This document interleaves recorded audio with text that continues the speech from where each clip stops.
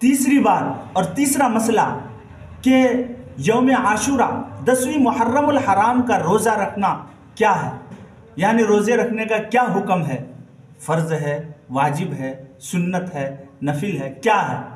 तो इस सिलसिले में एक कायदा याद रख लेना चाहिए, वो ये है कि रमज़ानुल मुबारक का महीना जो अल्लाह ने हम पर फ़र्ज़ किया है उसके रोज़े फ़र्ज़ है। उसके अलावा नज़र वगैरह कफ़ारा के अलावा जितने भी रोज़े हैं वो सब नवाफिल में शुमार होते हैं। तो ये यौम आशूरा का रोज़ा 10वीं मुहर्रमुल हराम का रोज़ा रखना भी नवाफिल में शुमार है, लेकिन फ़जीलत बहुत है।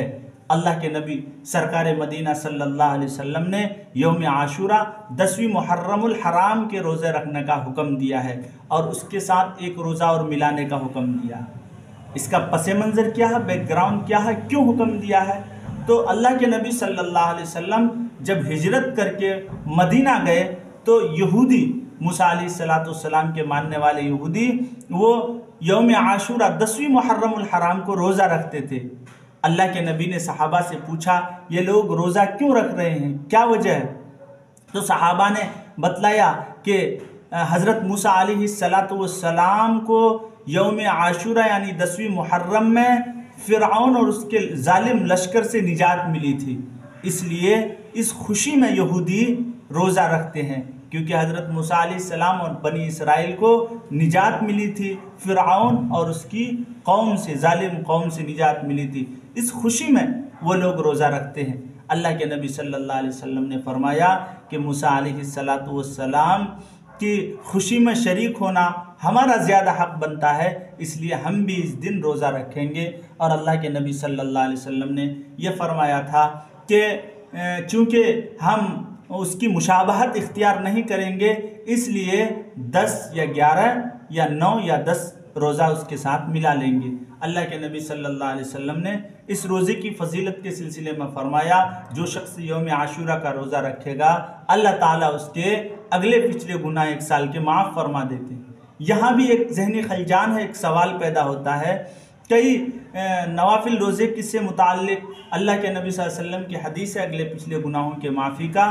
तो इसमें ज़हनी खलजान लोगों का ये होता है कि हमें तो ये बात समझ में आती है कि पिछले 1 साल के गुनाह का कफ़ारा, यानी हमारा जो पिछला 1 साल गुज़र गया है, यानी 1445 हिजरी जो गुज़र गई है, या इसी तरीक़े से 2023 जो साल गुज़र गया है, वो साल में जो हमने गुनाह किए हैं गुनाह सगीरा, उसका भरने का समझ में आता है, वो उन गुनाहों का कफ़ारा हो गया। लेकिन ये बात समझ में नहीं आती कि आइंदा साल जब हमने कुछ किया ही नहीं है, कोई ना गुनाह किया है, कोई नेकी किया है, उसके उस गुनाहों के कफ़ारे का क्या मतलब है?